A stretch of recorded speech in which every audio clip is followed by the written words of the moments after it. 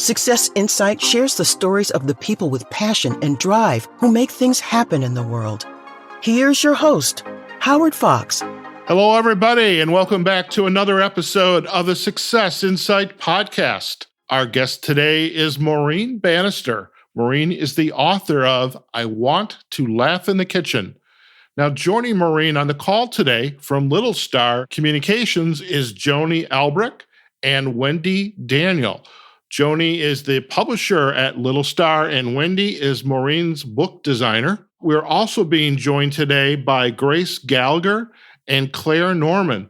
Grace and Claire are representing the Cameron K. Gallagher Foundation. So welcome all of you to the Success Insight podcast. Thank you. Thank you. So Maureen, let's start with you. You have this wonderful little book out there, and I remember when you and I first chatted, you mentioned the word cardinal, which is near and dear to my heart because it's a harbinger of spring here in cold Chicago.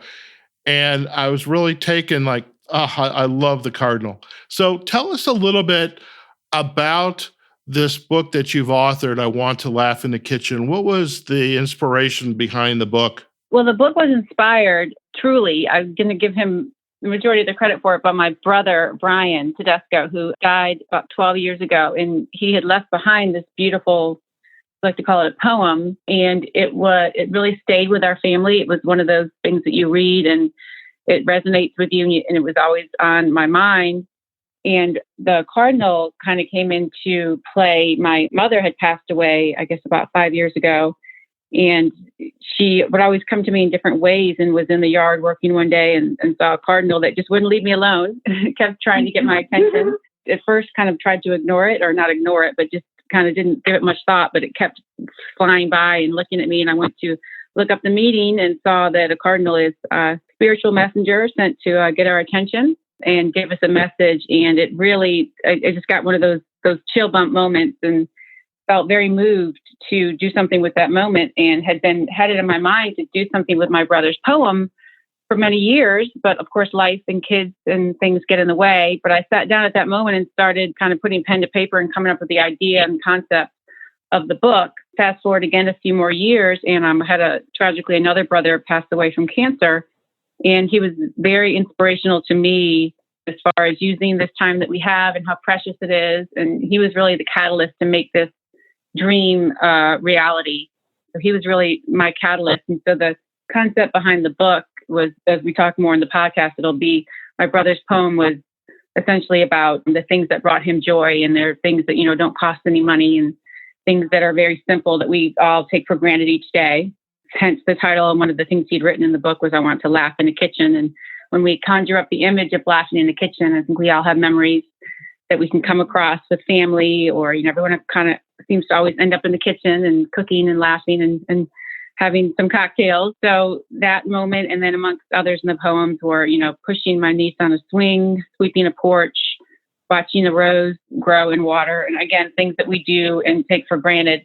And I just kept coming back to the cardinal and how tying it into, cardinal's message. And everybody has a different thing that's meaningful to them, with maybe somebody they've lost or a spiritual thing that moves them. And for me, it's the cardinal. Sounds like it is for you as well. But everybody, some people it's butterflies, others a hummingbird. So really just, it strengthens your faith to know when those moments happen, and they still to this day. And not to rub it in, Howard, but has been about 70 degrees here in Virginia the last week. Mm-hmm. And so the cardinals are out, and we see them everywhere. And I was telling somebody earlier on the way here that we always see them when you're driving, and sometimes you're stressed when you're driving with somebody else here. Yes. And when you see it, it's just that moment to just stop and get the chills and be present and bring you back to the present and how grateful and gifted all the gifts that we have, and to get your mind off the little things that don't matter. The story behind how we all came together is special as well, and one of those serendipitous moments that was truly meant to be. But that's how the whole inspiration came to be for the book, and then everything else kind of just fell into place. Don't you love it when a plan comes together like that? Yeah, absolutely. It's interesting, about the cardinal. So in Chicago, I live.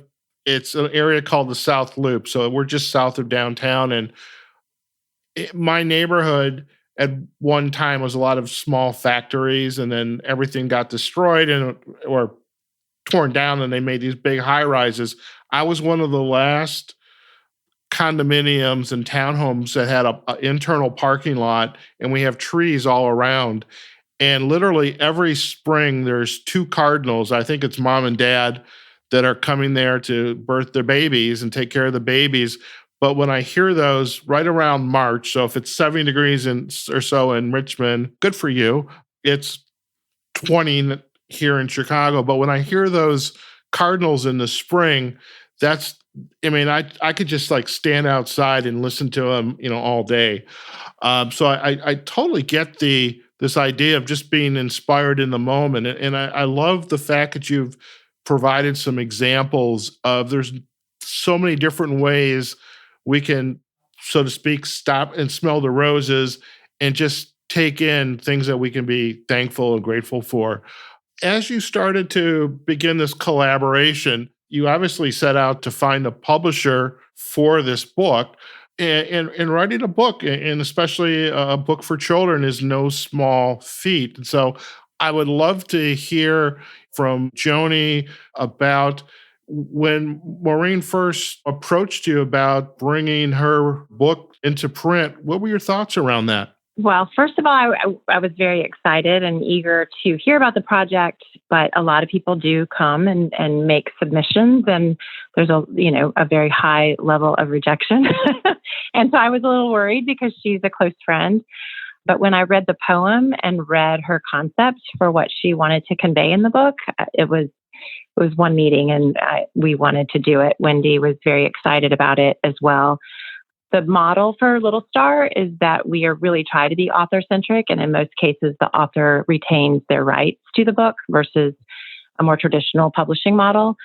So that also seemed like the right fit for Maureen and for her desire to have this message about stopping to smell the roses. And that's exactly, you said that phrase, and that's what I've said. Laughing in a kitchen is a new way to say stop and smell the roses. We were very eager to do the project. Our obstacle is always distribution and because we tend to do strategic marketing and not any kind of mass market other than provide it on Amazon and Barnes & Noble and that sort of thing. So we really needed a strategic partner to help push it when the book first went to market. And Maureen actually all of us had a close affinity for what the Cameron K. Gallagher Foundation was doing and what their mission is. So when Maureen brought them to the table, we were also very excited to have them be with us at the very beginning. They were sort of our launch partner. They hosted the launch at one of their partner organizations. We can get into how we did that, but it really was meant to be. And the messages align, and that's probably where the story goes next. Okay. Well, I'll tell you what, perfect timing then. Let's chat a little bit with Grace. Grace, you're the executive director of the Cameron K. Gallagher Foundation, and we are definitely going to provide links on our show notes back to the foundation. But can you share with our audience a little bit more about the foundation, what its mission is, and how you essentially took on some of the marketing aspects of helping to launch this book and presenting it into your community that you have built? So share a little bit about that, Grace. Yes, of course. Well, the Cameron K. Gallagher Foundation began because my daughter, Cameron, suffered from depression and anxiety. And one of her coping skills was exercise. And she had a goal of completing a half marathon. And in the world of all of us, so I won't even just say mental health, it's not always easy to get up in the morning. And it's not always easy to put one foot in front of the other. And the fact that she wanted to do a half marathon was really impressive because there were days that she couldn't do a half a second out of the bed. But she took her pain and put it to purpose. And she came to me and my husband and said that she was really tired of the stigma that was associated with mental health. And if somebody broke their arm at school, everyone signed their cast and wanted to know the story and be supportive. But if you were suffering from depression and anxiety, you were a little bit ostracized and nobody even asked. So this foundation, not to get too long of a story, was really begun by Cameron. We lost Cameron. She completed her half marathon on March 16th of 2014 and collapsed at the end of the half marathon from an undiagnosed heart condition. I've known Maureen for quite a long time, but I think what is beautiful about her book and what she has done with her passion and you can just see it come off the pages when you open that book, and the love come off the pages. And what we've done here at the foundation is we don't focus on the death of someone, because in our world and in our eyes and our heart, there is not death, because that puts a period at the end of the sentence. There is so much more if we could just step back. And my mom used to say the only difference between heaven and earth is a veil of human tears. And if we just take a step back, we can really see how much more life and how much more action our loved ones are doing. And we focus on how they lived and the lessons they taught us. And if you really are present, and that has a lot to do with the work we do in delivering mental health education to the children we work with, is that if you are truly present, then your mental, emotional, physical well-being will be healthier. And it's a skill and it's a practice and it's not easy. But we can, when we're truly present, we can see that these people that maybe their time on earth is done is continuing to teach us lessons. And that may be through the Cardinals, but the presence of this book and what it's showing to young children, the sooner we can teach kids the power of being present. It sounds so simple, but yet it's so impactful. The sooner we can talk to them and show them in beautiful pictures. The other thing that's beautiful about this book is the conversation that can come out of it. And that's what we're all about. That's what Cameron wanted to speak up for depression and anxiety, especially in the teen community. But if a parent or a babysitter or anyone is sitting down and reading this book with a child, they learn so much about starting that conversation. And change doesn't happen unless you talk about it. And one of the most beautiful things I love about this book is when you get to the end, there's a little bit of a aha moment. And I don't want to give it away, and I can let Maureen talk about it if she would like. But it involves that cardinal. And were you paying attention when you were reading this book? And were you truly present? And I think that it wasn't hard to market. It wasn't, there was no convincing. When you lead with purpose, and I think what Maureen's family, her brothers, and what Cameron has taught us is that you can take your pain and you can put it to purpose. The ripple effect of that is enormous. And all of us coming together wasn't hard, because all of us are leading with purpose and mission, and it's kind of a little bit like magic sauce. It's just sort of happening. I love that, the purpose, the mission, and a piece of this that resonates for me too is as you were describing the overarching journey of the organization, is Cameron was looking for ways to address in her own special way the depression or anxieties that she was feeling. And as you went on to describe the organization, it's not only the kids, the child, him or herself, it's their friends, their babysitter, and it's also the parents. And I think in this day and age when we're inundated with computers and Facebook and video games and live streaming and cell phones, we are constantly given ways to disconnect from everybody else. And what I love about the book, I don't want to say tool. It's not a tool. It's essentially, it's a vehicle, whatever. There's a vehicle for everybody to learn how to stop, be in the moment, and to talk, act, and be present with purpose. And I think that's something that really kind of jumps out at me when I see, Maureen's book, and I kind of hear about your organization as well. Well, I think that's what's so great is that every time you read this book, when you're truly present, you might get something else out of it. And I remember when Maureen was first bringing the book for us to sit down and talk about, the first thing that I thought about is just that I want to laugh in the kitchen.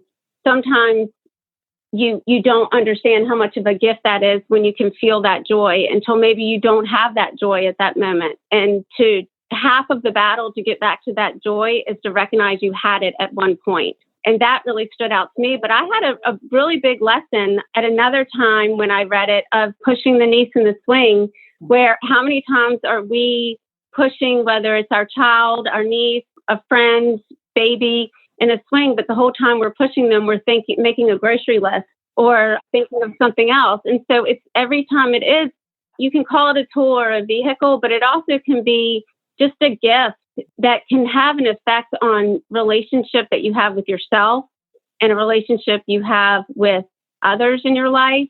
And part of just learning about that relationship can do wonders, because then you go on to, when in particular in the work we do, is we teach kids a lot about, you may not be able to control or change the stress in your life, but you can certainly change your relationship to it.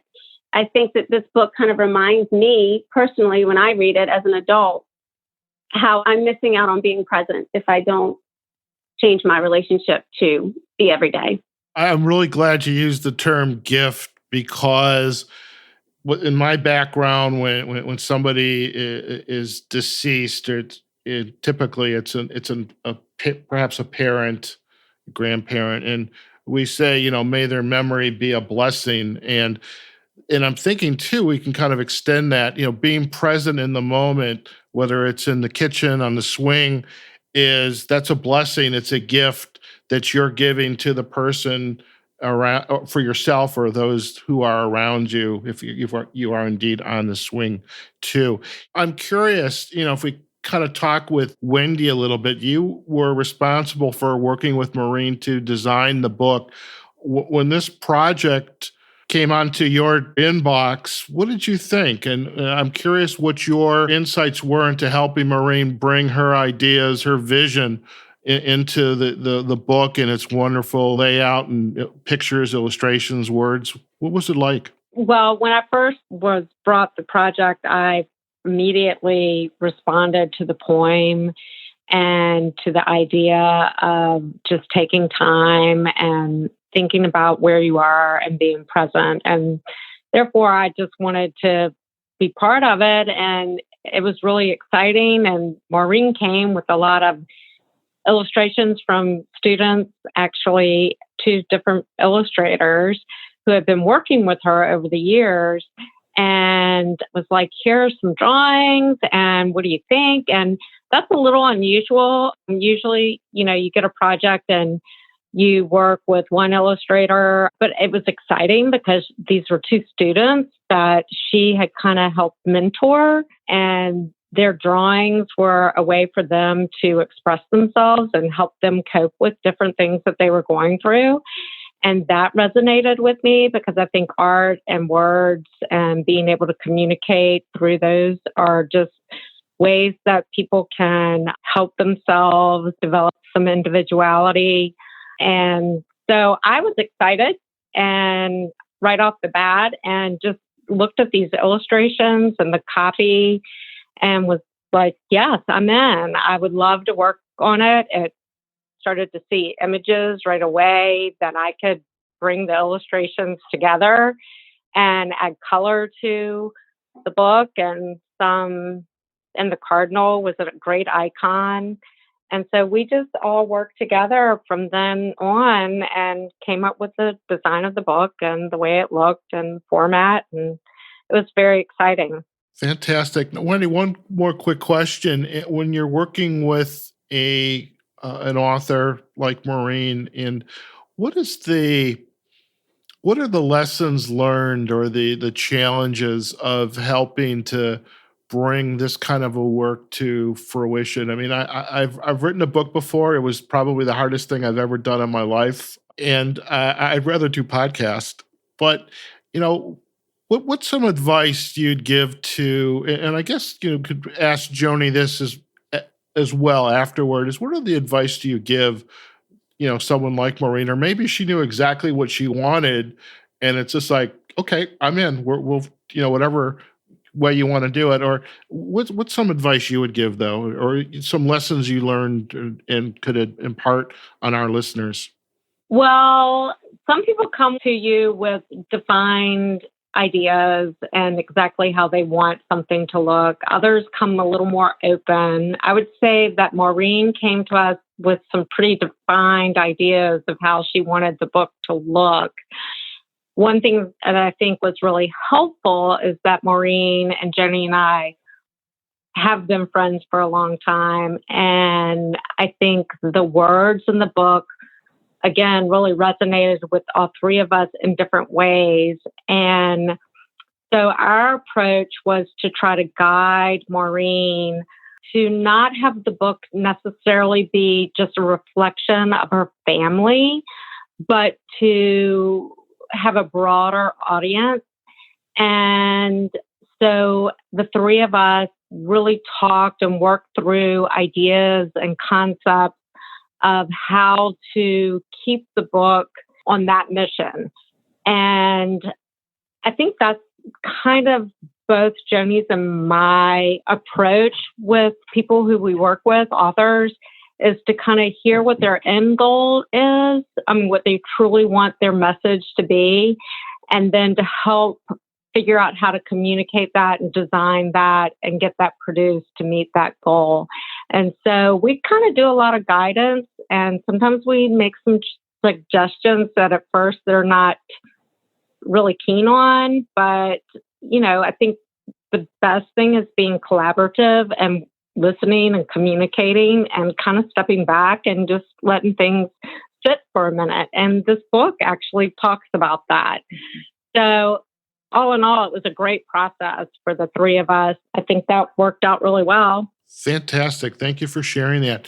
I think a lot of authors, and I see this in the self-publishing space. I mean, some folks write books because it's another form of a business card, and I will admit that was kind of what my book was. I'd hand it out at a meeting, and we don't often think about how do I go out and promote this book and share this book and speaking engagements and the advertising and do I need a web page, a Facebook page, Twitter? My God, I just got on Pinterest this past weekend with Maureen, your book is going to be on Pinterest, by the way, because I discovered there's a lot of children's book writers and publishers out there.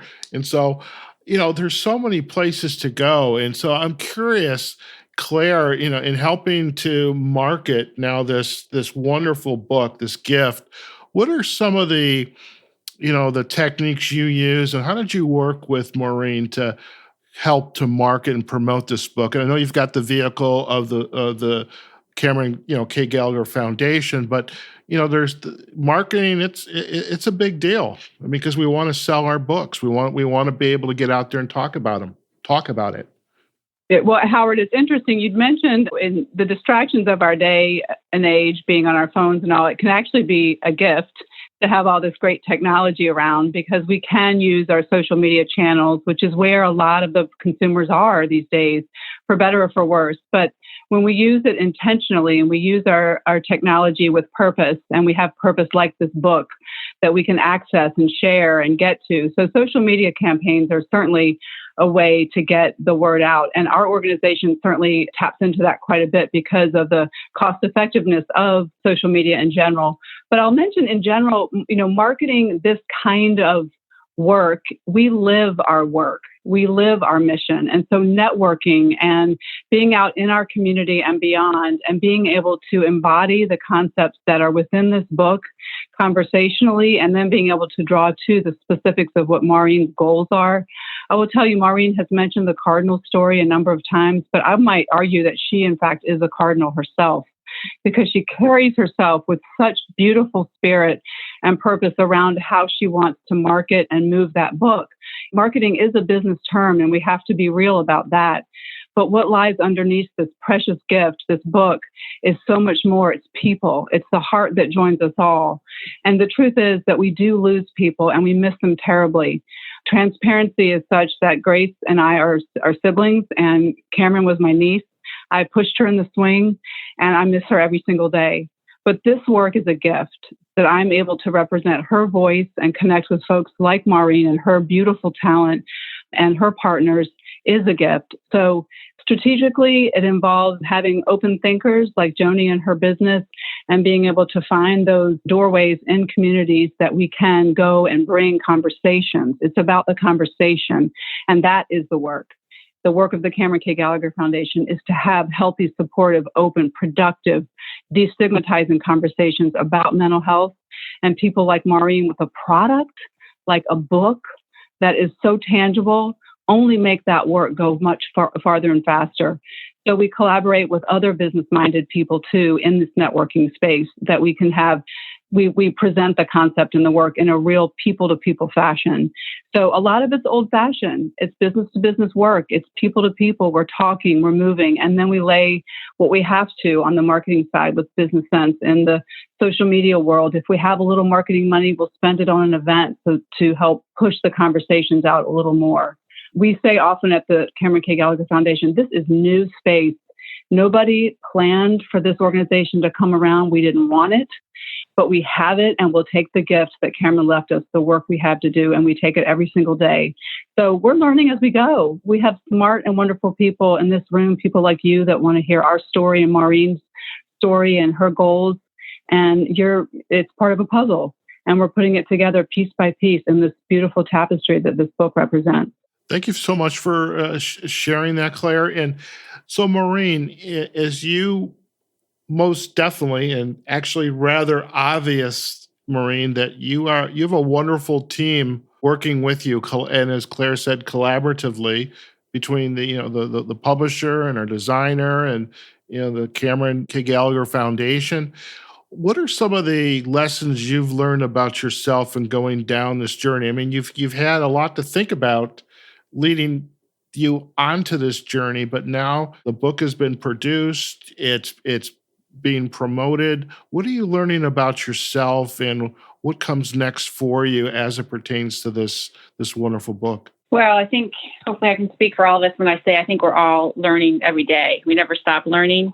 One thing that's been resonating, and as everyone here has been speaking so beautifully, by the way, is how much we learn from children and how much they have to say and what a voice. And if we only, and that's one of the things in the book, at the end of the book, the little boy, and again, not to give away the ending, but the little boy in the book gets his parents to listen and pay attention, and they needed to hear that. And sometimes just because they're in little bodies, their soul, they maybe haven't had as many life experiences as we have, so they see things differently. And obviously, Cameron had so much to say and such a vision, and Grace and David, in reading that and seeing that, put it into fruition and look at all the lives that are being affected.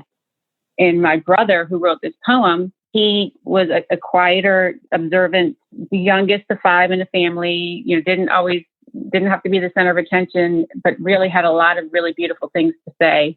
The way he died so tragically, when we read these words that he left behind, we said we couldn't believe that this came from him. We didn't know how deep he thought and how deep he felt. To be able to put these words out there for the world, like his voice is here. Because as Grace said, as quoting her mom, there's no period at the end. It just goes on. His legacy is living on through my children and everybody else's children who reads this book. And another inspiration I had along the way, and there's so many for this book, is my younger son, who's the youngest in the family, who reminds me, his name is Mikey, reminds me a lot of my brother Brian. He's often one that holds my feet to the fire. I'll be on my phone texting, and I promise a lot of times it's about carpool, but other times it's not.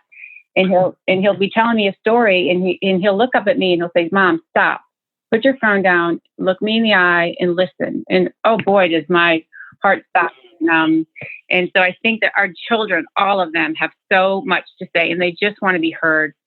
So I know that when Claire and the other volunteers and workers and Grace go into the schools, their mission is to talk about being mindful and being present, and it's empowering for these kids to know that they have a voice, and to know that they can't control whether it's going to rain and be gloomy. They can't control if someone calls them a name, but they can control how they react to it. And we talk about going to that place in your mind. Like we ask the children, what brings you happiness? And they'll say, running outside with my friends, having family dinner, losing a tooth. Those moments that, gosh, when you bring that up, you can go back to that moment when you're little and it gives you the chills, and you can get to a happy place and forget about what you can remember what it is 3 minutes ago that you were upset about.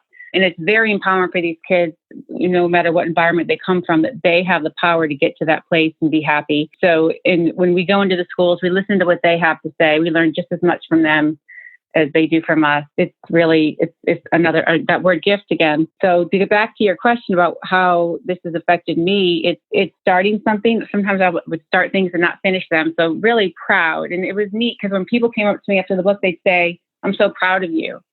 And I was like, oh my God, it made me feel like a little kid when your teacher said you're proud of your parent. You don't hear that as an adult many times. And you, again, take that for granted.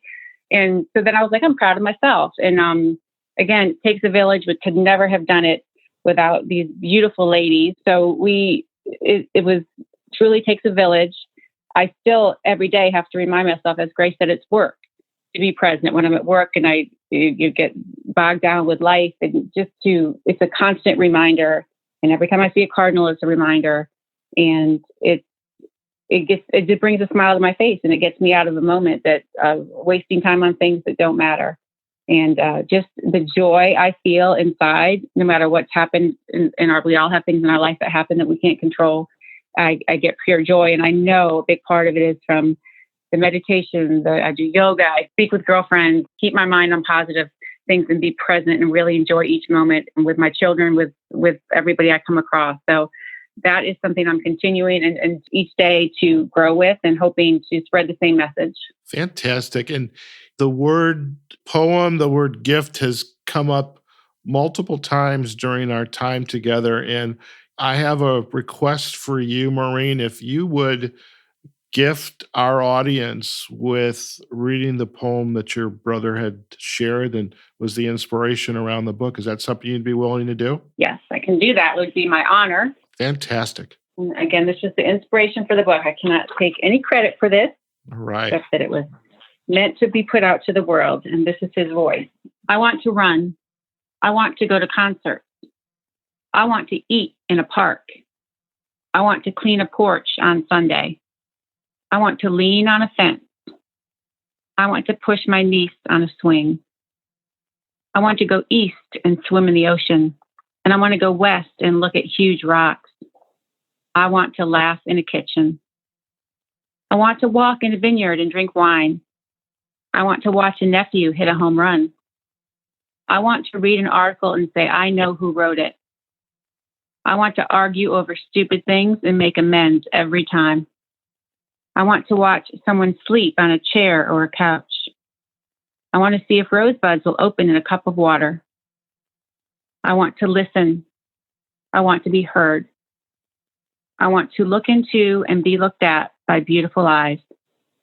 I want to walk on a trail alone with my dog. Brian Tedesco. Wow. That's truly a gift. Thank you so much for sharing that. I don't think we can top that. So I think you ladies have been a wonderful to join us on the Success Insight podcast. And Maureen, thank you again for reaching out to us. It's been an absolute pleasure to have you as our guest and, introducing this wonderful gift of a book, I Want to Laugh in the Kitchen. And thank you so much. And before we let you all go this afternoon, Maureen, if our listeners would like to learn more about you and your work, where's the best places for them to go? On Facebook, I have a page. It's an author page, and it's called I Want to Laugh in the Kitchen. So if you did a search for that, my page will come up, and you can like the page, and we'll have updates and ways to order the book. And you can go on Amazon.com and again, search for I Want to Laugh in the Kitchen, and you can place an order there as well. The book is in Barnes & Noble booksellers. So those would be the best ways to get in touch with me about the book if they're interested in, for schools that are interested in purchasing, or families as well. Fantastic. Now, are you open to connecting on LinkedIn as well? Absolutely. And I failed to mention I'm also on LinkedIn. Fantastic. We will most definitely provide backlinks to Amazon and Barnes & Noble, your Facebook page, and LinkedIn. And Joni or Wendy, if our listeners would like to learn more about Little Star Communications, where's the best places for them to go? They can go to littlestarcommunications.com, and they can also find the public Facebook page that is just Little Star, and wendydanieldesign.com. Fantastic. So we will provide backlinks to all of those sources as well. And finally, Grace Gallagher and Claire Norman, thank you so much for joining us on the Success Insight podcast. Where would you like our listeners, or where do you suggest our listeners go to learn more about the Cameron K. Gallagher Foundation? Listeners can find us at our website at ckgfoundation.org.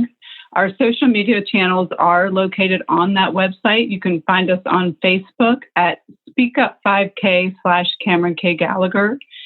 That's to note our biggest celebration in mental health you'll ever find, which is a big 5K race, but you'll find that handle on our website as well. We're also on Instagram, and we do have a minimal but growing presence on Twitter too. So Instagram, Facebook, and website, ckgfoundation.org. Fantastic. And we'll go out to the sites and get those links if I've got questions. I know Maureen, I know the author, and we'll go back to her. I want to thank you all. I mean, in a spirit of full disclosure to our listeners, I mean, we've had 2 guests on before. I don't think I've ever had 5. This went pretty well. I think we were able to navigate the transitioning of the microphone. So I want to thank you. You did great, and I hope this was a wonderful experience for all of you as well. Thank you. Yeah, I'm very grateful to have the platform to spread this important message. Very thankful. Thank you. There you have it, folks. We have just been chatting with Maureen Bannister, author of I Want to Laugh in the Kitchen. She was joined by Joni Albrook and Wendy Daniel from Little Star Communications, and we were joined by Grace Gallagher and Claire Norman from the Cameron K. Gallagher Foundation. We will provide links back to all of the pertinent sites, on social sites and websites, so that you can learn more about the respective organizations and about the book as well on Amazon and Barnes & Noble. I hope you enjoyed this podcast. This is such an important topic, and we've touched on anxiety and depression before.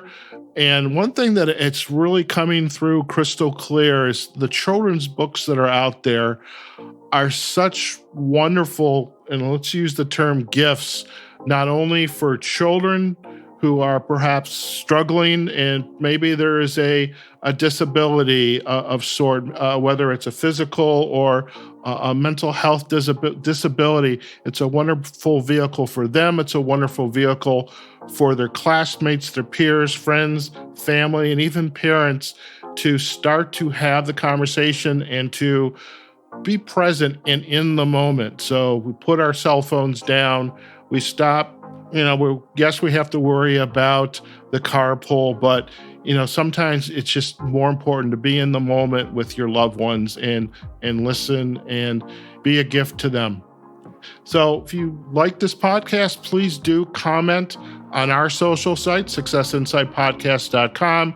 We are on YouTube, Facebook, Twitter, LinkedIn, and most recently Pinterest. And we'll definitely have this podcast up on all the sites. So let our guests know what your thoughts were to the podcast. Let us know.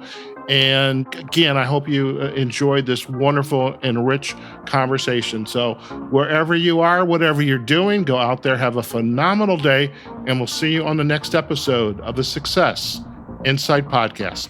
Take care now. Success Insight is a production of Fox Coaching and First Story Strategies. Find us online, successinsightpodcast.com.